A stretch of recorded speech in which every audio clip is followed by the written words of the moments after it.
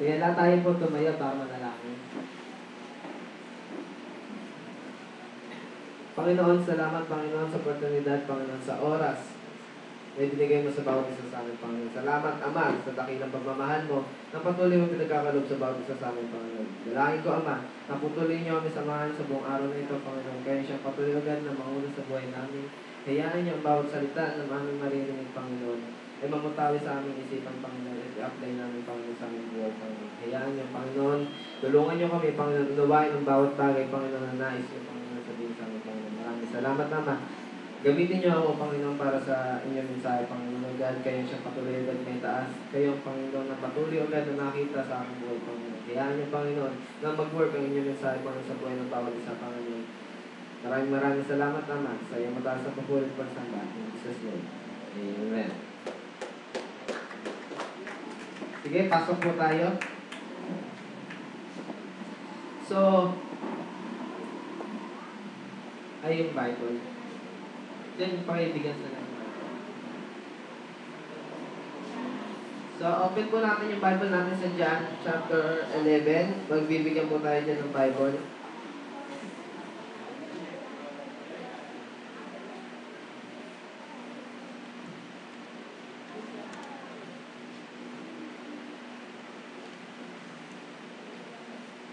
Yan.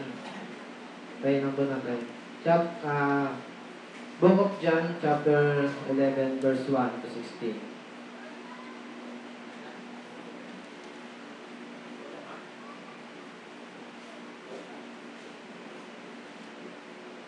At Elisa, pakialalayan po si Joy.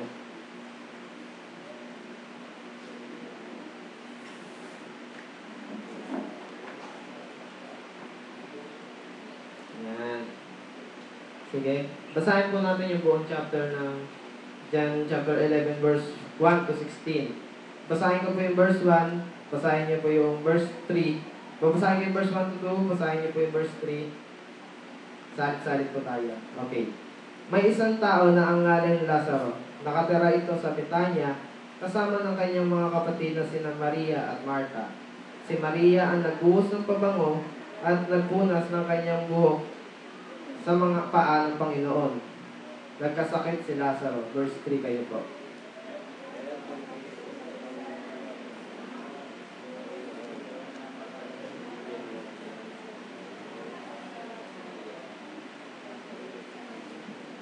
Okay. Ngunit, nang marinig ito ni Jesus, ay sinabi niya, hindi magwawakas sa kamatayan ng sakit na ito. Nangyari ito upang maparangalan ang Diyos at sa pamamagitan nito ay maparangalan ang anak ng Diyos. Verse 5, kayo po, sabay-sabay po tayo.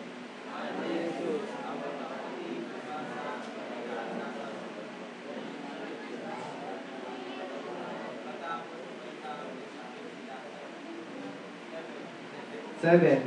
Binasa niyo na rin po, ha?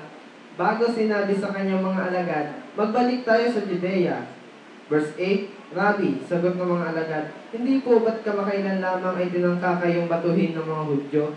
Bakit kayo pupunta na naman doon? Verse 9. Hindi ba may 12 oras hapon? Hindi ba matitiso ang malakad ang umaga sapagkat nakikita niya ang liwanag sa ito? Verse 10, natitisod ang lumalakad kung gabi sapagkat wala sa kanyang ilaw. Verse 11.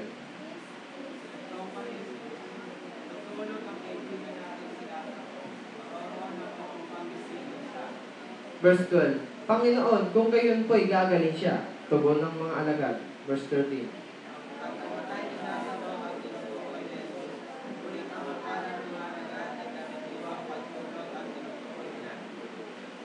Dahil dito'y maliwanag na sinabi ni Jesus, patay na si Lazaro.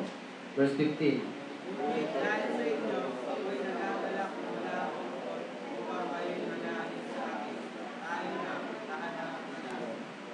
Ang matindi. Verse 16. Si Tomas, na tinatawag na kambal, ay nagiya sa kanyang mga kasama. Sumama tayo sa kanya kahit sa kamatayan. Purihin ang Panginoon sa pagkabasa ng kanyang salita. Okay. Balik naman po natin yung verse 1 to 2. Sabi po dito, May isang tao na ang ngalay Lazaro. Nakatira ito sa Betanya, kasama ng kanyang mga kapatid na sina Maria at Marta. Si Maria ang nagbuhos ng pabango at nagpunas ng kanyang buhok sa paa ng Panginoon. Nagkasakit si Lazaro. So, ang John chapter 11 po sa dinevotion ko po to last few days. Grabe ang word ng Panginoon kasi pinakita ng Panginoon kung anong faith meron sa buhay ni Maria at Marta. Kung anong faith din ang binuo ng Panginoon sa kanyang mga alagad. At kung anong klaseng faith meron ng Panginoon, pinakita niya sa kanyang mga alagad. So, ito po yung i-reveal sa atin ng Panginoon. Ito po ang nais niya sabihin sa atin. Verse 3, Kaya't nagpasabi kay Jesus ang magkapatid, Panginoon, ang kaibigan mong minamahal ay may sakit. Sino daw ang may sakit? Ang kanyang kaibigang minamahal. Hindi lang basta kaibigan, ang kanyang kaibigang minamahal. Sa tingin niyo ba, pagka may kaibigan kayong minamahal, ano ang una niyong gagawin pagka may sakit siya? Alagaan, dadalawin. Siyempre, hindi magdadala kayo ng prutas, di ba? Siyempre, automatic yan. Ayun, kaso, ang ginawa ni Maria at Marta, sa buhay nila, alam nila kung sino ang Panginoon. At alam nila kung ano ang gagawin nila. Anong una nilang ginawa? Nilapitan si Lord. Diba? Nasabi niya, Panginoon, ang kaibigan mong minamahal ay may sakit. At ang matinding sagot ng Panginoon, hindi siya nagdala ng prutas. Sa verse 4. Basahin po natin yung verse 4. Ngunit nang marinig ito ni Jesus, ay sinabi niya, hindi magwawakas sa kamatayan ng sakit na ito. Nangyari ito upang maparangalan ang Diyos at sa pamamagitan nito ay maparangalan ang anak ng Diyos. Diba? Imbis na si Lord ay magpunta para bisitahin ang kanyang minamahal na kaibigan, ang ginawa niya, sinabi niya dito, yung kanyang word, hindi magwawakas sa kamatayan ang sakit na ito. Nangyari ito upang maparangalan ng Diyos at upang maparangalan ang anak ng Diyos. Yan ang tanong. Ang sagot nasa inyo. Sa tingin nyo ba, maaari bang parangalan ang Diyos kahit sa negative na problema? Yes. Bakit? Sige, Kuya John, may sinasabi ko eh. Sa paano paraan? Sa paano paraan?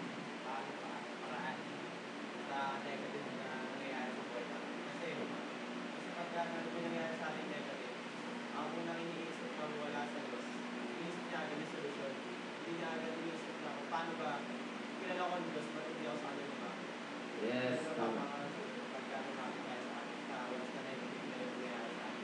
Tama. Very good.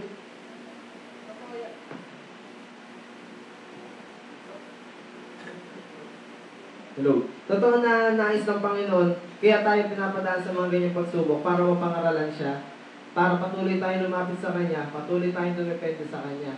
Ayun lang naman ang gusto ng Panginoon kasi ang Panginoon mahal tayo.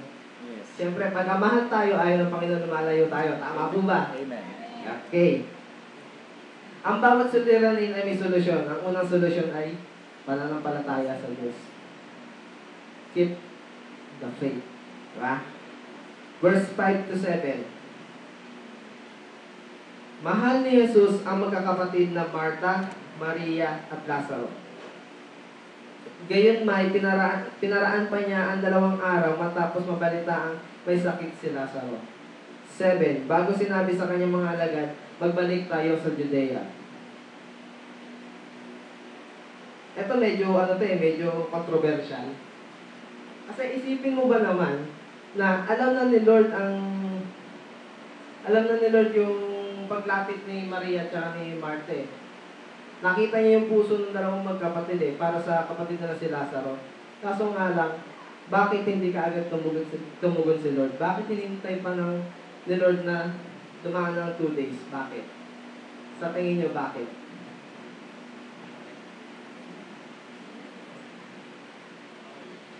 Ikaw ulit? Sige, Kuya John. Di ba na-delay yung pagpunta niya? Kasi na 2 araw. Kasi sa buhay natin kasi, once na yung na-delay tayo, yung nawawala na agad yung tiwala natin. doon sa pag-delay na yun, tinetest tayo ni Lord na talaga bang yung faith natin, nandun ba talaga? O baka yung faith mo na yan kasi may kailangan ka lang. Diba? Kung delay niya tayo kasi yun na mas matetest kung yung faith mo talaga, totoo ba talaga o hindi. Diba? Yun yung mga point dun sa verse ko. Kumbaga, tinetesting muna tayo ni Lord sa mga pinagdadaanan natin di ba? Kasi, alam ng Panginoon oo, alam ng Panginoon na lumalapit tayo sa Kanya. Pero ang tinitingnan ng Panginoon kung hanggang saan kaya mo dumepende sa Kanya. Kung hanggang saan, sa pinagdadaanan natin sa buhay, kaya natin sumampalataya sa Kanya. Diba? Kaya mo pa ba magtiis sa mga pinagdaraanan mo? Kaya mo pa ba pagdaanan yan para lang makasama ang Panginoon, diba? Okay, sa verse 8 po tayo.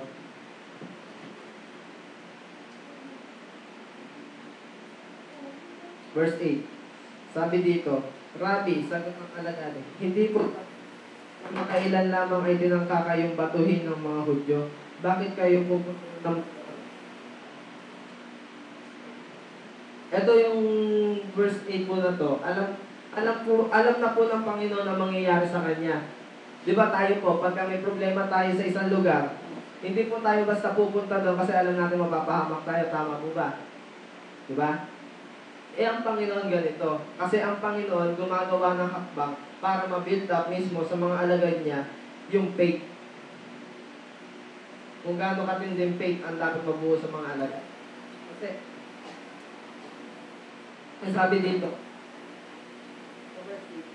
hindi po ba kamakailan lamang ay tinangkakayong batuhin ng mga Hudyo, bakit kayo pupunta na naman doon? Hindi, kung alam ng mga alagad, kung alam ng mga alagad, yung mangyayari sa Panginoon.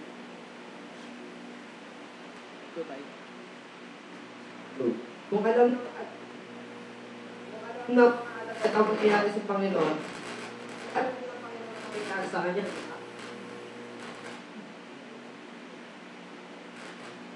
Number 3.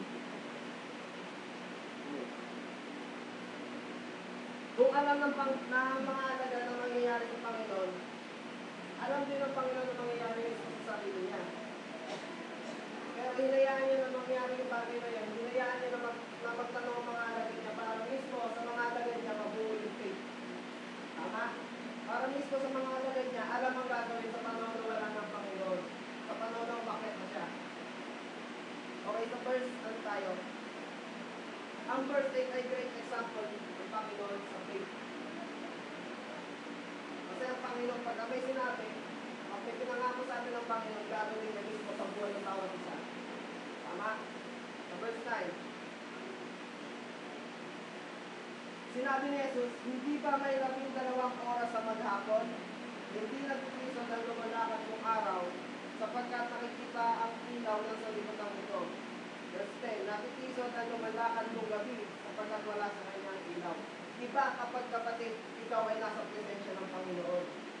Diba ang ilaw na meron ka kasi lahat ng pinagdaraanan mo sa buhay, kaya-kaya gawin ng Panginoon kasi hindi lang sa kanyang kamay.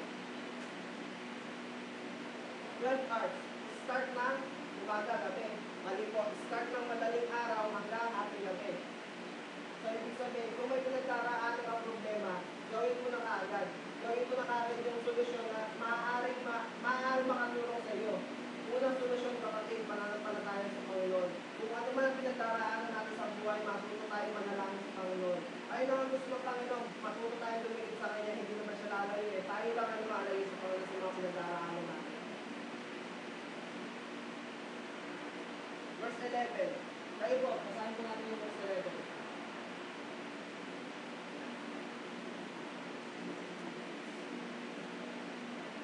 Verse 11, basahin po natin, sabay-sabay po tayo.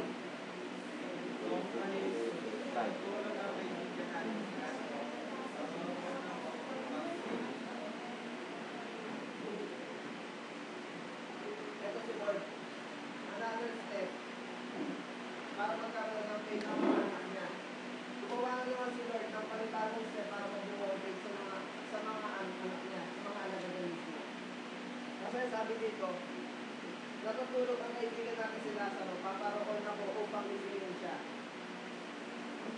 Alam ng Panginoon kung ano nangyari kay Lazaro. Although si Lord yun, alam ng Panginoon. Ako nga, hindi ko alam kung nag-white face si Lord.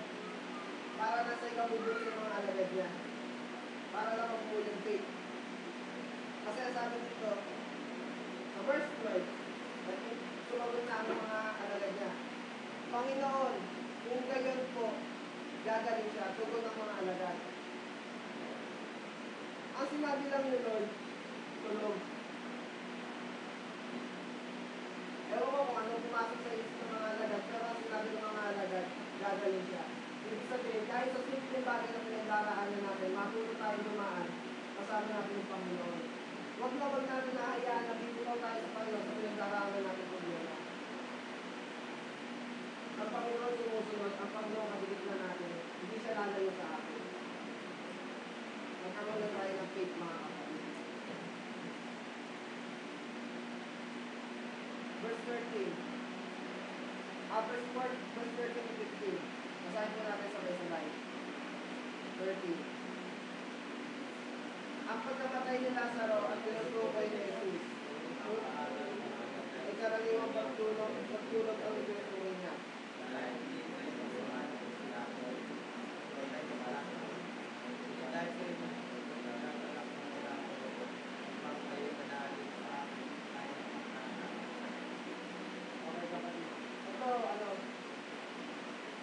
Nais na ng Panginoon na sagutin niya pang sarili. Ang sarili katanungan lang, minsan ba sumakit ko isip ko na sa ng Panginoon? Kung ano ang ginagawa ng Panginoon sa kabila ng pinagdaraanan natin. Sagutin niyo na lang po yan sa sarili ko. Kasi, kapatid, ang nais ng Panginoon, sa pagkagitna ng problema at pinagdaraanan natin, matutunan natin ang mga palataya sa Kanya.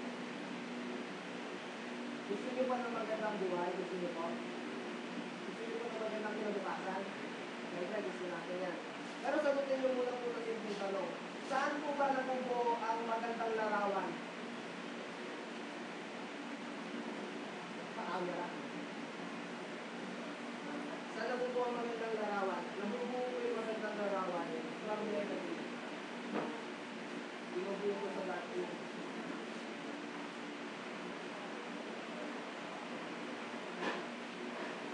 Ang magandang larawan dinidibero from negative to dati.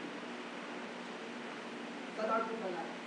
So, ibig sabihin kapatid, kung makita mo ang sarili mo, nakalapit na nakadili mo, matuwa ka kapatid, kasi ang Panginoon dinidibero ang magandang future para sa inyo. Kasi hindi nahayaan ng Panginoon na mabuhay tayo sa mundo ng simple lang. Gusto ng Panginoon, mabuhay tayo sa mundo ito ng matasan. Ayun na naman ang gusto ng Panginoon eh. Verse 16. Ay, sa verse 16 po.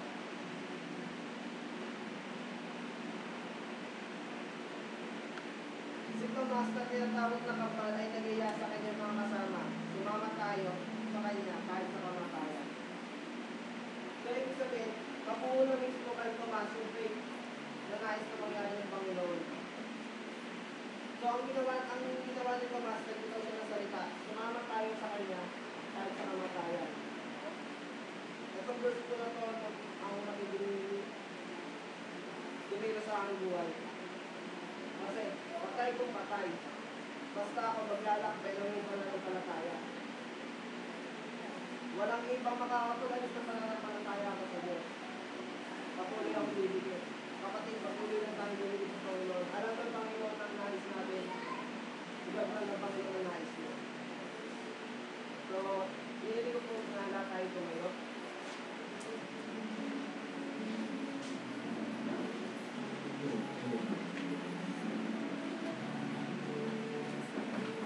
Taas po natin yung kaliwang kamay natin. Ay, kanang kamay natin. Paglagay po natin sa kaliwang dibdib natin. Ipikit po natin yung ating mata. Kapatid, God knows our journey. Alam ng Diyos ang lahat ng mga pinagdaraanan natin. Alam ng Diyos ang mga pinaglalabanan natin sa buhay. Pero lagi natin tandaan na ang Diyos ay patuloy na mananatili sa ating tabi. Patuloy na gagabay sa atin sa lahat ng oras. Patuloy na sa atin ay mag-aalaga. Dumaraan man tayo sa hirap o kakulangan sa perang pinansyal, sapat na malaman natin na may isang Diyos na nasa ating tabi. Sapat na malaman natin na may sapat na ang paggabay at pag-aalaga ng Diyos ay higit pa kaysa sa lahat ng yaman na mayroon dito sa mundo. Mga kapatid, mayaman tayo. Dahil may hari ng mga hari ang walang sawang gumagabay, sumasama at umaalalay sa atin.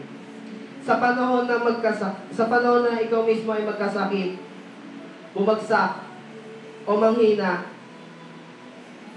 nandyan pa rin siya upang tulungan tayo na makabangon at muling harapin ang hamon ng buhay. Dahil sapat ang kalakasan ng Diyos upang tulungan tayo sa lahat ng oras. Nais lamang ng Diyos ay isagawa natin ang John 11:16. Let us also go that we may die with Him. Sumama tayo sa Kanya kahit sa kamatayan. Mga kapatid, nais ng Panginoon na lumapit tayo sa Kanya na may pananampalataya. Sa oras na ito, idalangin niyo kapatid na may pananampalataya ang lahat ng mga pinagdaraanan niyo sa buhay.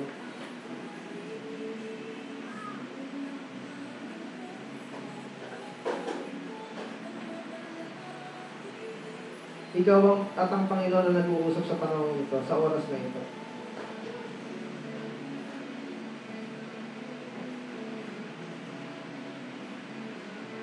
Panginoon, salamat Panginoon sa buhay ng bawat isa Panginoon. Salamat Panginoon sa iyong salita na amin na paggulay-gulayin o God. Dalangin namin Ama na patuloy kayo sumama sa aming Panginoon sa kasiyahan sa kalungkot ng Panginoon. Ikaw ang patuloy o God na maasahan namin Panginoon o God. Iyahan niyo Panginoon ang pangungusap, ang daing ng bawat isa Panginoon narito ay tugunin niyo Panginoon ayon sa inyong kalooban Panginoon. Iyahan niyo Panginoon ang faith Panginoon ay mabilda Panginoon sa bawat isa sa aming Panginoon. Iyahan niyo Panginoon ang total na dependency namin, Panginoon, ay patuloy na dumikit lamang sa inyo, Panginoon. Patuloy na ikaw ang hanapin namin sa bawat oras, Panginoon. Hayaan niyo, Panginoon, na ikaw ang parangalan, Panginoon, sa bawat pinagdaraanan namin sa buhay, Panginoon. Hayaan niyo, Panginoon, na ang pangalan niyo, Panginoon, ay manatili dito sa aming puso. O God, maraming salamat, Panginoon, sa buhay ng bawat isa, Panginoon. Pinupuri ka namin, sinasamba ka namin sa oras na ito, Panginoon. Maraming salamat. In Jesus' name we pray. Amen.